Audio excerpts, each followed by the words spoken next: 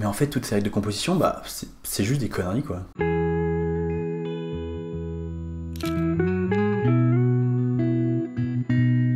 Il n'y a pas de règles de composition, il y a seulement de bonnes ou de mauvaises photos. Ansel Adams. Je suis tombé sur cette citation il y a quelques semaines et ça a pas mal fait écho dans ma tête. Je crois que ça a surtout fait écho en moi parce que c'est une réflexion que je me fais depuis quelques mois, voire quelques années, et que le fait de trouver quelqu'un qui a mis des mots simples dessus pour l'exprimer clairement, c'était vraiment agréable. Ansel Adams, pour ceux qui ne connaissent pas, c'est un très grand photographe américain qui est connu notamment pour ses photos de paysages en noir et blanc. Il a beaucoup photographié tous les parcs nationaux américains. Et vous avez forcément déjà vu ses photos, forcément. C'est un peu le king de la photo de paysage, quoi. C'est vraiment un photographe qui est connu et reconnu. Ça veut pas dire que tout ce qu'il raconte est vrai, mais ça veut quand même dire qu'on peut accorder un minimum de crédit à son avis sur la photo. Du coup, j'ai trouvé ça intéressant de réfléchir un peu plus longuement à cette phrase « Il n'y a pas de règles de composition, il n'y a que des bonnes et des mauvaises images ». Première chose, c'est quoi une règle de composition? Une règle de composition, c'est une règle qui te dit que tu dois organiser les différents éléments de ta photo d'une certaine manière pour que ça soit une bonne photo. La règle la plus connue, et donc celle qu'on va prendre en exemple pour toute cette vidéo, c'est la règle des tiers, qui dit qu'il faut diviser l'image en tiers verticalement et horizontalement, et qu'il faut placer le sujet ou les sujets de ta photo sur les différentes lignes horizontales et verticales pour les mettre bien en valeur. Et ce que dit Ansel Adams, c'est que face à une photo, la seule question qu'on devrait se poser, c'est est-ce que c'est une bonne image? Mais surtout pas, est-ce qu'elle suit telle ou telle règle de composition? Je ne vais pas revenir sur qu'est-ce qu'une bonne image ou pas une bonne image. J'ai déjà fait une vidéo sur le sujet, et en plus parce qu'il y a beaucoup d'avis différents sur la question. La réflexion que je vais vous proposer aujourd'hui, elle est un petit peu différente. Quand je suis à une expo photo, j'imagine que c'est la même chose pour vous, je regarde des images, et la seule chose que je me dis devant une image, c'est j'aime bien ou j'aime pas. Genre waouh, genre ça me parle, genre il y a un truc qui se passe, ou alors il y a rien qui se passe, ça m'intéresse pas, mais il n'y a pas d'analyse technique. Alors quand je suis face à une image que j'aime bien, là, je vais peut-être me dire, ok, je l'aime bien, pourquoi? Ah oui, c'est parce qu'il a composé comme ça, il a mis les choses en valeur comme ça, il a mis tel élément en avant-plan, bref, j'essaie peut-être d'analyser un petit peu pourquoi l'image me plaît, mais en plus, la réponse, c'est jamais parce qu'il a bien respecté la règle des tiers. Et surtout, je ne réfléchis jamais en sens inverse. Je commence jamais par me dire, ok, est-ce que la photo est bien composée? Si elle est bien composée, oui, bah du coup, je peux me poser la question, est-ce que c'est une bonne image ou pas? Si elle est mal composée, je me pose même pas la question, de toute façon, elle est mal composée, c'est forcément une mauvaise image.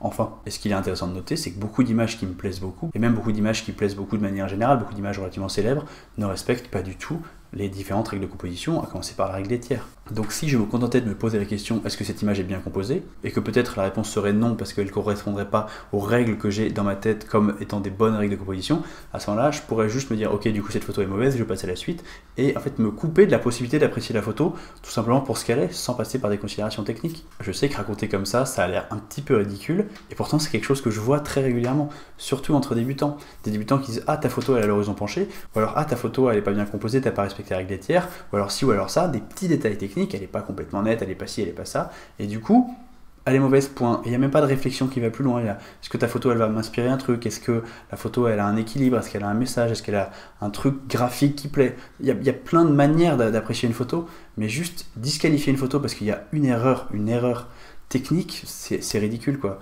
D'autant plus des règles de composition qui, globalement, ne viennent de nulle part. Et ça, c'est le deuxième élément que je voulais aborder ici. Elles sortent d'où ces règles de composition? Qui a décidé qu'il fallait utiliser la règle des tiers? Qui a décidé qu'il y avait des choses qu'on pouvait faire ou pas faire en termes de composition? Ça sort d'où ça? Je ne vais pas faire un exposé complet sur le fait que la règle des tiers n'existe pas, parce que Laurent Breillat de la chaîne Apprendre la photo a déjà fait une super vidéo là-dessus que je vous mettrai en description si j'y pense. C'est une vidéo qui s'appelle La secte de la règle des tiers, et je trouve qu'elle porte super bien son nom. Parce que la règle des tiers, elle est vraiment défendue bec et ongle par plein de gens qui ne savent pas vraiment d'où elle vient en fait.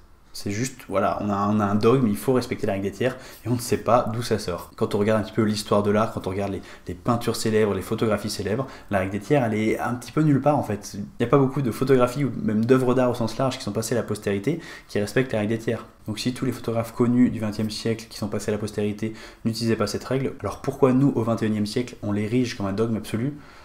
Bonne question. Vous avez vu, il y a du soleil. En Irlande. Elle est pas belle la vie quand même? Je n'essaye pas de vous dire que la composition n'existe pas, bien sûr. Même si mon titre un petit peu putaclic pouvait laisser entrevoir un message en ce sens. C'est juste que la composition c'est bien plus complexe et bien plus fin que quelques règles en fait. La composition c'est comment vous allez décider d'agencer les différents éléments d'une photo les uns par rapport aux autres.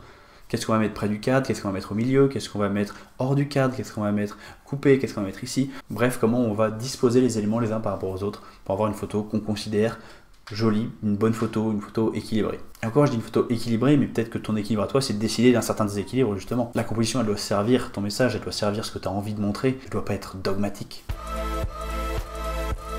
Et là, si vous me suivez depuis longtemps, vous dites, bah attends Paul, t'as pas fait une vidéo sur la règle des tiers, toi?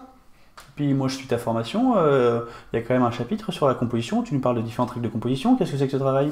C'est tout à fait exact, et il y a 2 raisons à ça. La première, c'est que je ne pense pas que tout soit à jeter dans les règles de composition. Pour moi, il faut voir les règles de composition comme des guides. En gros, si on dit la règle des tiers, réfléchis à pourquoi la règle des tiers. La règle des tiers, elle me dit que vaut mieux décentrer ces sujets parce que ça va équilibrer mieux la photo. Ok, du coup je vais garder en tête, peut-être que si j'ai pas de bonne raison de centrer mon sujet, j'ai plutôt le décentrer un petit peu. Mais c'est vraiment différent de voir cette règle des tiers comme un guide qui va nous aider un petit peu à appréhender la composition, plutôt que la voir comme un dogme absolu où si ton sujet il est pas sur le tiers, c'est une photo ratée quoi. Ça n'a aucun sens. Donc les règles de composition, c'est plutôt des guides qui vont vous servir à vous exercer jusqu'à avoir construit un peu un œil de photographe. Je trouve de toute façon que le mot règle est idiot. Si les artistes depuis des siècles s'étaient contentés de suivre les règles, qu'est-ce que ce serait chiant l'art? Et rappelez-vous bien sûr des mots du grand poète Orelsan, entre avoir des principes et être un vieux con, la ligne est très fine. Donc suivre les règles de composition, pourquoi pas si vous en avez envie, en faire des principes, ça va faire de vous un vieux con.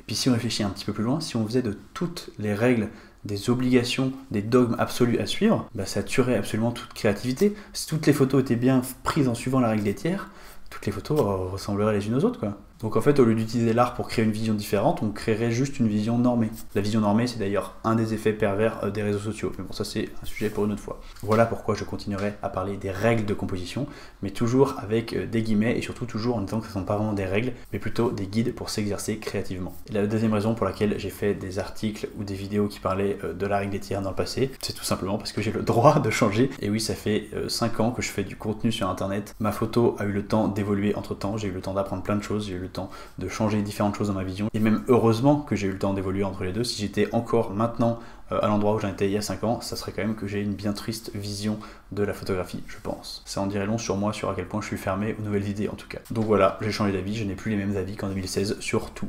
Il n'y a pas de règles de composition, il n'y a que des bonnes et des mauvaises images. Je pense que ce qu'il faut retenir de cette phrase, c'est qu'il ne faut pas s'accrocher à des règles au dépend de notre ressenti. Quand on compose une image, on peut avoir envie de rajouter ou de supprimer un élément sans que ça suive telle ou telle règle. C'est pas grave. Est-ce qu'on le sent comme ça? Est-ce qu'on pense que l'ajout ou la suppression de cet élément, ça créerait une meilleure photo? Oui, point. Bah, du coup, c'est tout ce qu'on doit se poser comme question. Est-ce que ça correspondrait plus à la photo qu'on a envie de créer? Oui, tout simplement. Donc voilà, on fait ce qu'on veut. Et pourquoi je suis si véhément contre ces règles? C'est parce que c'est une prison, ces règles. Utilisez un petit peu si vous avez envie pour expérimenter, mais ne vous emprisonnez pas. Ne vous laissez pas emprisonner par les règles. Quand vous faites une photo, vous la faites pour vous, éventuellement pour un public, pour les autres, mais surtout pas pour un prof de photo qui vous a dit qu'il fallait respecter une règle. Merci d'avoir suivi cette vidéo, j'espère qu'elle vous a plu. Si vous êtes débutant en photo, j'ai créé une formation complètement gratuite. C'est une formation de 7 jours qui s'appelle le pack photographe débutant. Si ça vous intéresse de la suivre, cliquez sur le lien dans la description pour recevoir ça directement dans votre boîte mail. N'oubliez pas de me suivre sur Instagram, de me suivre sur YouTube si vous n'êtes pas déjà abonné à cette chaîne, mettre un petit pouce bleu parce que ça fait plaisir, et surtout, à la semaine prochaine, bonne photo. Salut!